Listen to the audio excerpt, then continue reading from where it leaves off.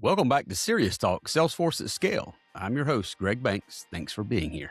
Today's episode tackles a topic that too often gets pushed to the background once systems go live: Salesforce Security. It's not flashy, it's not always top of mind, but it can absolutely make or break your ability to scale safely. Joined by 𝗚𝗵𝗽𝗀𝗧 and Ali Nelson, we dig into the real risk most organizations overlook, not in the platform itself, but in the decisions we make configuring it.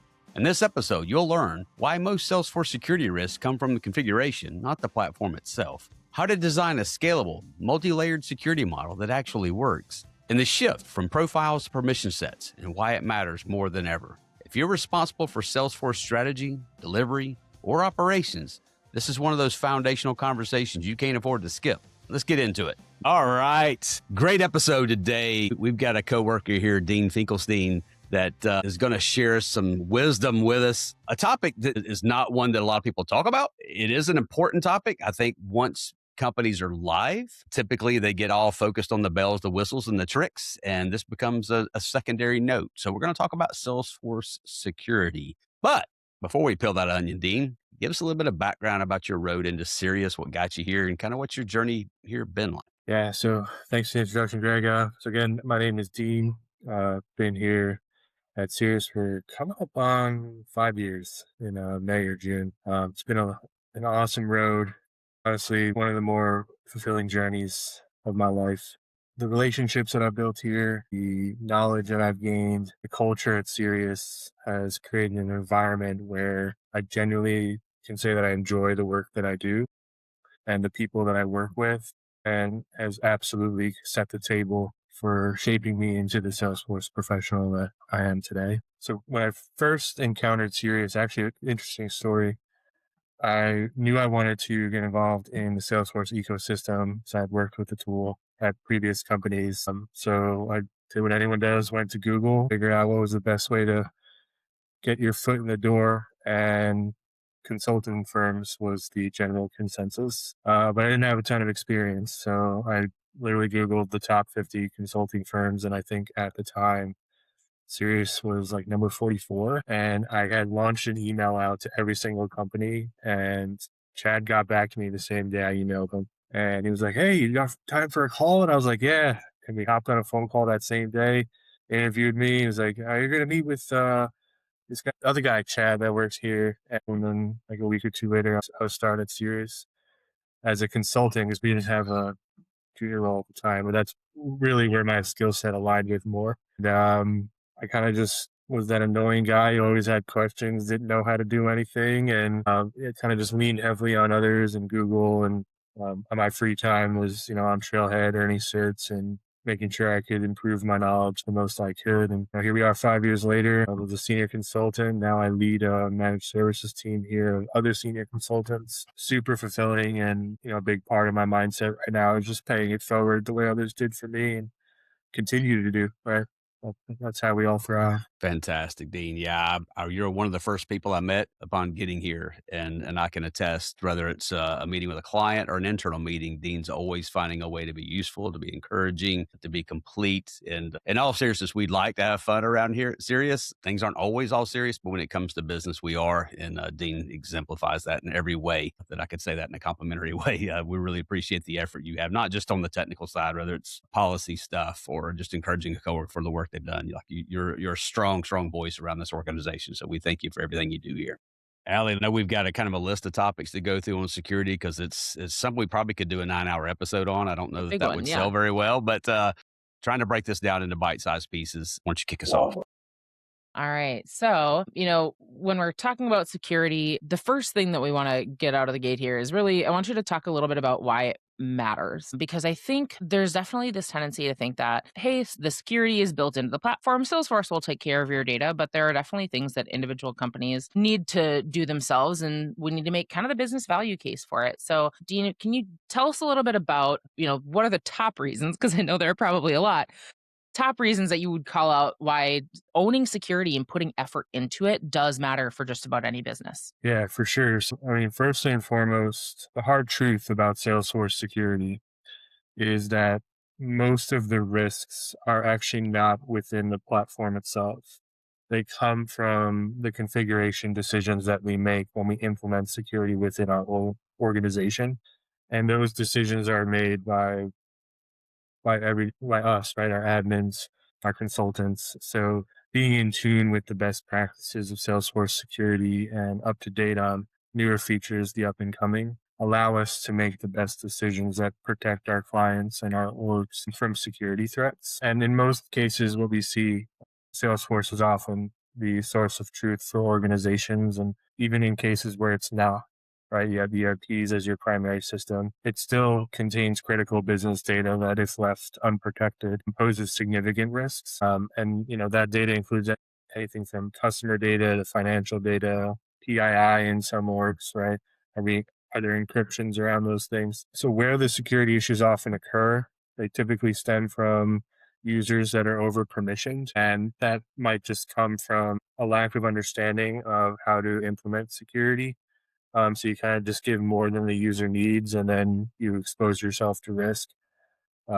Inactive users that are left with access is another one. Integration users with excessive privileges and what they need beyond the scope of the integration is another option. And then not having, MFA or SSL established is another piece that opens you up, because, people love to log into Salesforce and then walk away for half an hour and then come back, and who knows who was at the computer at that time. You never know. There's tons of ways that you can expose yourself to risk in Salesforce, but Well, and I that's think really why it matters. Yeah. there's also this idea of, people don't want to, are kind of afraid to lock things down too tightly because then it's not a good user experience. And so, there's definitely something to be said for putting some time into finding that balance for your business and making sure that, yeah, we need people to be able to do their jobs and not feel restricted in their workday. We want them to be happy working in it, but they can't have view all, modify all Yeah. permissions in there. And people don't understand like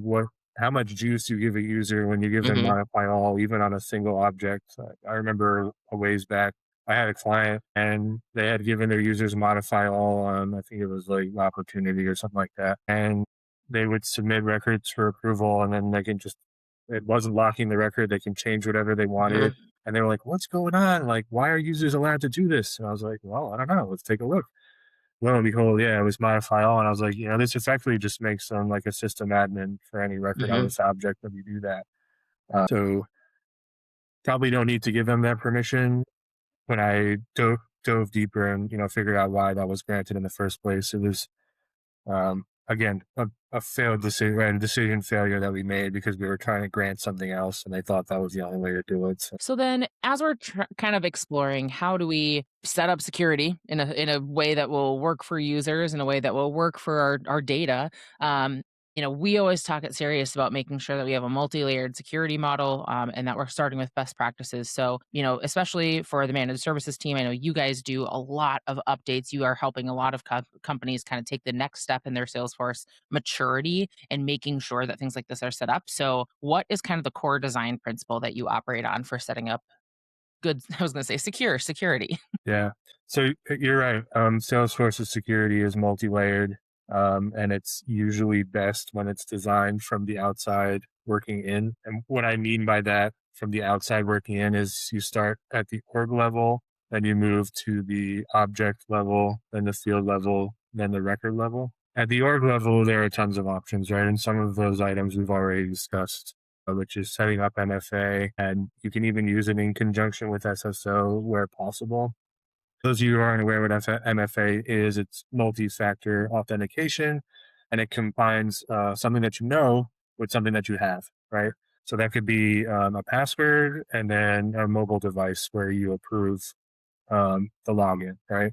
With SSO, you set up the federation IDs, right, on the user, and then you click a button and it authenticates you through an Azure directory or some sort of database where it validates that you are allowed to log in. Oftentimes, you have that in conjunction with the MFA where you have to click approve on a device or an authenticator. Have those Aside from that, you can set up login IP ranges, right, to make sure that devices aren't getting into your Salesforce org from IPs that you don't trust. You have session settings, which I think most people probably never even look at in the back end of configuration, but there's a lot of good juice in there, like clickjack protection and other items. And then probably more widestream, what people are aware of is your OWDs, right, your organizational wide defaults, where you can set exclusive access across your objects in the org, anywhere from private, which means only you can see it, only owners of the record can see it, to public read write, where anyone can. And you can't get more restrictive than those permissions. So that's usually the best place to start. From there, you go into your object settings, which is kind of like where those OWDs kind of come into play. And then after you've set up your object permissions, you can start to take a look at a more granular level, which are the fields within the object, and determine who's allowed to read them, who's allowed to edit them, who's not allowed to see them at all. And then finally, you have your record sharing, where you can set up sharing settings to share records of an object with a single user, a role, members in a public group, your partner users, community users, tons of options there. Or you can do manual sharing on the record, where the user chooses a specific person to give access to the record. And then, you have your roles too, where you can grant access to records using hierarchies. So if the visibility needs to roll up, that's usually a good model to use as well. But you definitely want to start out and work your way in. Yeah. And so knowing that we have, best practices set up, and there's a lot of recommendations out there, I can kind of throw a stick and I'm going to hit somebody recommending how they think we should be setting things up. What do you think is the biggest misconception or thing that people could correct if they're trying to set up security? What's the number one thing that you wish people knew not to do? Yeah, I think it kind of depends on where you're at in your Salesforce journey. Like if you're new to Salesforce now and you have a green kind of like environment, it's night and day difference compared to trying to get orgs aligned with the momentum that Salesforce is going in, which is they're trying to get away from an over-reliance on profiles. So new environments, I would urge that you keep your profiles super baseline. I mean, I have a client that we're working through right now, and they were overly reliant on profiles, and we just shifted them over to a permission set based security model. So you're saying that we should not name, say, Dean's profile, Greg's profile, Allie's profile? Yeah.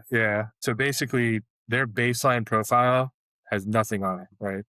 I've stripped everything off it. I think the only thing that it grants are things that permission sets have not caught up to yet, which is like record type assignments and I think page layout assignments or something like that. But yeah, all the object settings, the field settings, all that got stripped off of the profiles. And essentially, every user within a business division has the same profile. It's called the business division minimum access profile, right? Gives you absolutely nothing. Where we extend privileges there is through the permission sets that we have kind of accumulated into permission set groups. And those groups effectively represent the persona of the user at Salesforce.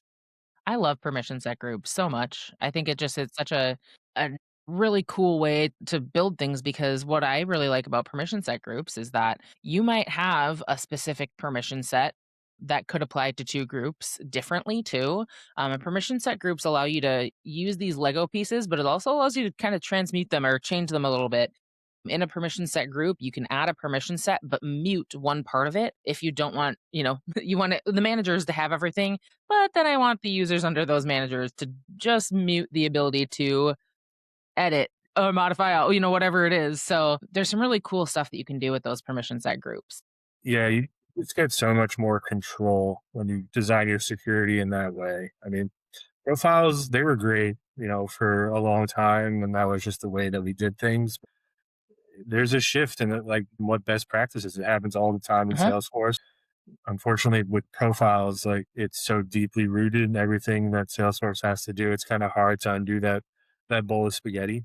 But you kind of have to untangle it, take the time to audit, and really map out what they need to do their job effectively. More times than not, you're going to find that the profile is giving way more than they actually need. So that gives you a chance to kind of scale back on your security risk. But the reality of the matter is, like, Profiles, they're difficult to audit. And they can be hard to maintain depending on how they're set up. It definitely leads to security drift over time, right? And it grants privileges with a blanket approach, right? So if you were trying to give one or two people permissions and you added it to the profile and there's 100 people that have that profile, 100 people now are able to do what you were trying to let two people do, right? So permission set groups are great. I would keep the standard permissions for a persona in those, and then if you need like a here and there situation where like one or two people within the group need something, you can make that a standalone permission set. You don't have to add it to the group, and just assign it to those two people and you get to go. And I think the other thing that is really nice about moving to a permission set based model is that you also have a lot more flexibility for the changing needs of businesses right now. Uh, I think when I started in the ecosystem a little over a decade ago, there were a lot more silos in businesses. There were departments that did not work in overlapping. There weren't a lot of people overlapping, but now we're seeing significantly more collaboration between teams. We're seeing a lot of broken down silos, and that means that there are people who are working across departments, and one person cannot have two profiles in Salesforce. So we often saw that you'd have a sales profile and an operations profile, and then the sales and installation manager's profile just to account for the people in between. And permission set groups allow us to say, all right, Greg, you're going to get the permission set group for project management, and you're going to get the permission set group for marketing, and you're going to get the permission set group for, for business analysis, and it just allows us to adapt to how businesses are needing to change to become more collaborative and better serve their customers. Greg, what do you think? Yeah, I was going to say, and I don't know that every admin gets pulled into this, but right, we're talking about total cost of ownership of a solution. And I don't just mean the financial impact of doing something dumb and letting secrets get out, but anymore with just data loss and hackers and all these things, ransomware that goes on. I was with an organization where we were in the pharmaceutical manufacturing. Auditors were a really big part of what we did. I had lawyers in my office more than I had business people sometimes. And what that means is you're going to be called to court to defend what it is that you have. If somebody comes to you and says, "Hey, Dean just left the company. I need to know what all he could have had access to," or things like that. You want to set things up in such a way that it's easy to defend, and profiles are impossible to defend because there's probably a million attributes and there's no easy way to compare them. So this gives you a granular way to really lock that thing down, and it's a defensible stance. So, and the other side of that is if somebody new comes on, I literally had a tool in my org where it says, we hired somebody to replace Dean. I had a profile copy. We'd like literally copy Dean's user and give the new user everything that Dean had, permission set, profile, description, everything. It was a lazy tool that I needed because I was constantly with 1,500 people. I was just constantly doing that. So, I want people to get a sense of this. This is not just a tutorial on security, but it's on the real total cost of this. Like these are things that you might be called to do as an admin or an owner. And if you're not really intentional on the front side, doing it after the fact is much, much, much less fun. Absolutely. Yeah, I mean, permission sets are kind of at this point how you would scale securely and efficiently, and like even little features about it that most people aren't aware of. I think it's not an end all be all thing. Like you can set expirations on your permission sets too. Like if you wanted to give someone temporary access to an object for a week so that they're covering for someone in a role that they don't normally fill and they need access to opportunities for a week. Cool. Here's your permission set. I'll set it to expire in a week, and a week from now, I don't have to worry about you having access that you aren't supposed to have regularly. But I think the reality of the matter is, if your security model at this point is profile heavy, it's probably already drifting. Like I said, permission sets are how you scale that securely and safely. So let's talk about something that I know can be a little bit controversial for the users, as a user myself who is sometimes annoyed by this feature. I think one thing that we do get some pushback on sometimes is making sure that we are properly setting up MFA for customers. You talked about it earlier, multi-factor authentication.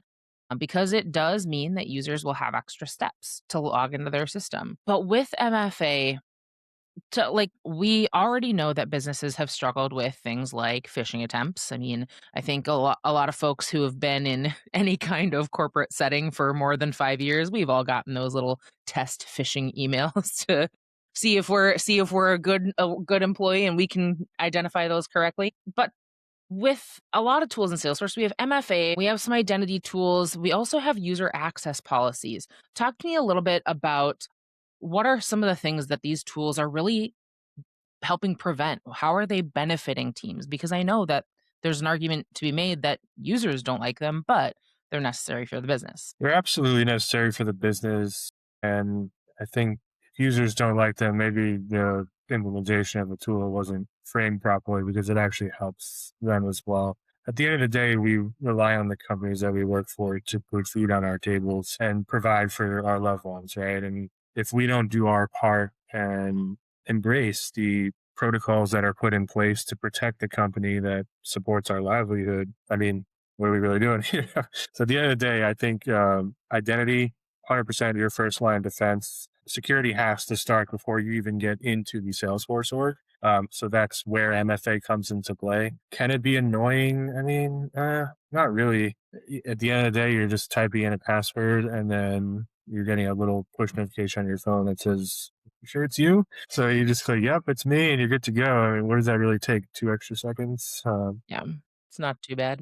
Yeah, it's really not too bad. I think you can set up some sort of like device trust pinning or something like that, where for like 30 days, if you log in from the same device, it won't ask you to re-authenticate again. So you have that. But I mean, the reason why these are in place is for what we see every day, not even just at work. I mean, the most common threat vectors today are password theft. How many times have you gotten a notification from Google that says, "Hey, your password's been compromised for these websites," right? Phishing attacks, you get those all the time, right?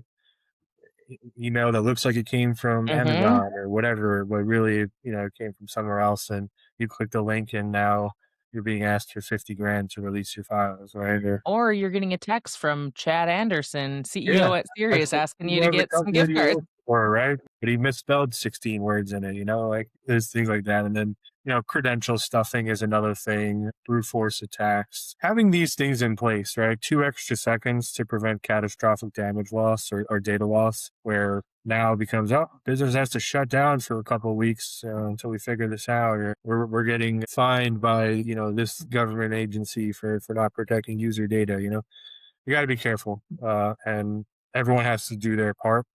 And unfortunately, I guess for the high volume users that are constantly logging in, it might seem a little bit more annoying than others, but it just is what it is. So, yeah, we got to So protect the world. we know that, identity is super important ultimately to protect data, but I think that there are a lot of other ways that data can be put at risk too. Ultimately, this is about securing customer data and information. Any customer that houses any data for customers, obviously financial information, personal health information, personal identifying information, it's all important, but there's also data that's just names, addresses, simpler stuff that still puts people at risk. And so, I know that there's a couple of tools that we really like that a lot of people aren't aware Salesforce has sometimes just included in your licensing that help with kind of that data security. So can you talk a little bit about those? Yeah. So we're talking about, you could do like field masking is an option that you can set up on fields when you configure them. Things like PII. I think they have, there's HIPAA compliance that you can set up, OC2 compliance. There's a whole bunch of different GDPR, I think, is another one of them that you can set up.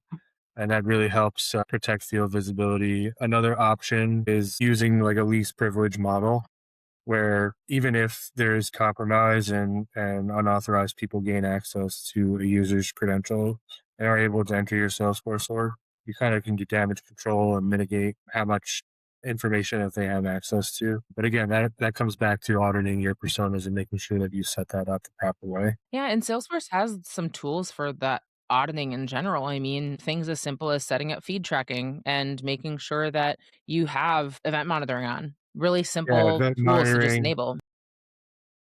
There are other, I think, tools that they don't come out of the box, but you can add them on. Like Salesforce Shield is a pretty nifty tool that allows you to encrypt in various different ways your field data on those objects, and definitely adds to the security of the org. I don't know if it applies like for every situation, but for companies in like health and life sciences where they might be keeping insurance data or credit card information or social security numbers or whatever the case may be, those would definitely be great tools to look into. There's also audit trails, right, that you can look at, set up audit trail, where you can kind of see what settings were flipped on or off. You can look at login activity, right? If you see a user logging in at 3 in the morning that normally doesn't, that might be a problem. right? You can look at what IP they logged in from, right? Mhm. You can set up intranets or VPNs that other users can use to connect to your org. DKIM keys, right, to protect the emails that are going in and out of Salesforce. And you can do relays and whitelists, allowed domains, trusted domains. I mean, there's tons of options out there. You kind of just have to figure out what's the best combination for your security stack. Yeah. Oftentimes, So, yeah. and in addition to tools, I mean, I think that there's a pretty big element here also of training users. So there's a situation that we heard about recently at a company where they had a user who wanted to know some basic information that would help them be a better sales user. They wanted to know what kinds of activities were helping them. And so they took a Salesforce report. They had export capability for it, which they did use as part of their job too. But they exported the Salesforce report and fed it into Claude, which, if anybody doesn't know, Claude is an AI tool. And so then Claude could take a look at that report of historical opportunities and let them know, hey, here's what you can do to improve your sales or, have a higher win rate. And I think that there's two things here. First, I know that we're going to talk about training on an upcoming podcast episode here, so we won't talk about it too much. But first, it's making sure users understand what to do and what not to do with data. But I think second, it's really about finding tools that'll work to keep your data secure while allowing you to access AI tools, just new risks that haven't been a thing before. In addition to the data exposure itself, it's things like prompt leakage. So talk to us about how using AI through Salesforce helps protect that data. I know Salesforce has like their own trust model that they operate on. Yeah, so I think AI is kind of like changing how we think about data security.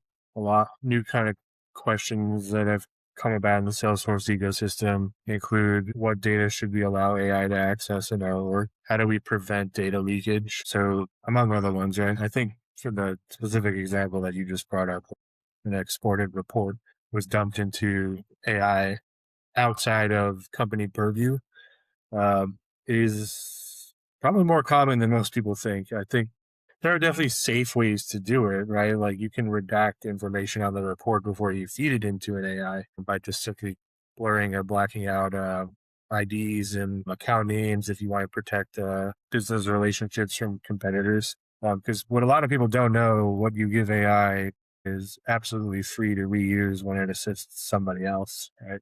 Kind of just keeps like a Mm-hmm. mastermind of data and brings it up as it sees fit. And I think unless you have like certain regulations on your AI that tell it it's not allowed to use the data you feed it to train itself, even if you instruct it in a prompt not to do so, I think it still does.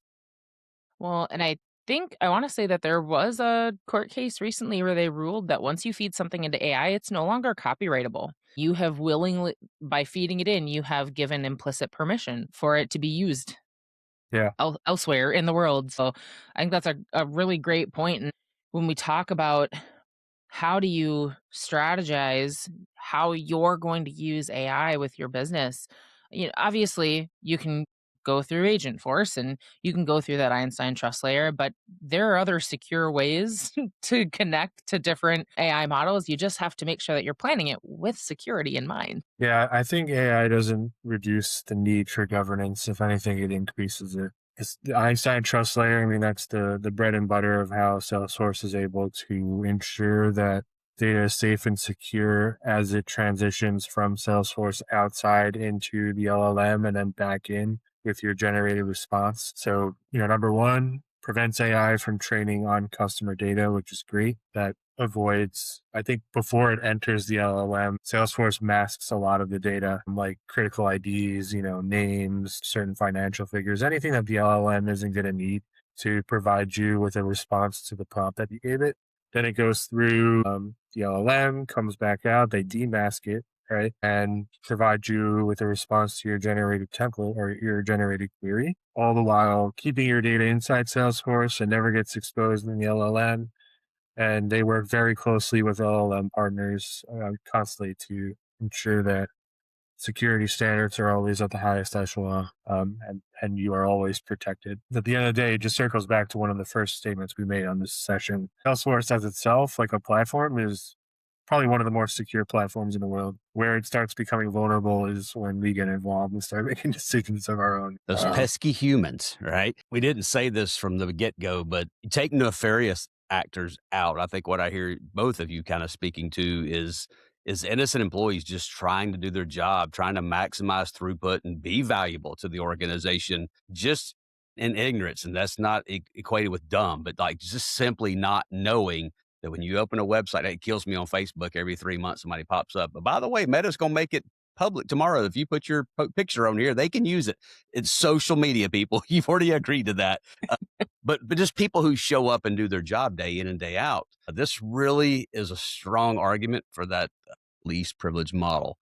And I think the fact if you build your model with that intent, people have what they need, not what they want, but what they need to do their job is the basis. If they're filling in for somebody, if there's a special project, they need more for a little bit of time, you can have a permission set with an automatic expiration, right? This is why you don't leave for vacation, put boxes on the curb that you bought a big screen and leave the back door open, right? It makes sense at every level that we do this in our personal lives. And it just, people need to think about it in their professional. You have to be really intentional. This is kind of why I said once you're live, I think this gets harder. You said the term security drift a couple of times, Dean, and I think whether consultants come in to help you set up or not, once you're live and the meter's running, so to speak, you're paying monthly fees for licenses and you're just trying to do business, it's really easy to fall back on our laurels and just saying, hey, let's turn that on. Let's try that. You haven't tested the sandbox. You haven't read the release notes on what you're exposing by doing that. You haven't added additional training and reminders to your users. And this adds up as a recipe for disaster. You don't buy one of the biggest, most powerful, most expensive CRMs in the world and put garbage in it. You're putting trade secrets and really important things about your clients and products, and you need to guard it, right? So this is really coming at this head on with be intentional with this. There is a remarkably great artifact that we're going to publish with this episode. This is not an easy subject at 10,000 feet to kind of talk about some of these things, but Dean did a great job putting this together. But we'll probably have some trailheads too that are recommended flyover things just to understand all the keys and all the tools at your disposal. And then you can go drill into the ones that maybe you need to know about and don't. And last but not least, we're here to help, right? So if Dean talking made you, if you walk away with more questions than answers, it's not because Dean didn't do a good job. It's just a lot of stuff you hadn't been thinking about. So please feel free to reach out to us here at Sirius. I know Dean and Allie would love to speak to you about this, whether it's implementing Shield, moving from a profile to permission set based model, which we're actually doing that for several clients as we speak. This is an exercise you probably don't have the bandwidth internally to do if you've got an org of any size. So, we're happy to assist in that and make sure that not only are we moving you towards a future-proof solution of that, but doing it in a way that's going to help you scale. Yeah, and to add on to that, Greg, real quick, we've seen it time and time again, right? Salesforce positions just land in people's laps out of thin air. Most often than not, people don't go out looking for them. They kind of just take over at the current company that they're working for, and then they're like, whoa, what do I do, right? There's so much to consume, so much to learn. And it's not a nefarious act, right? You just aren't aware of what you don't know. And that takes time, and it comes with experience and expertise. So if you do have more questions after watching this, that's okay.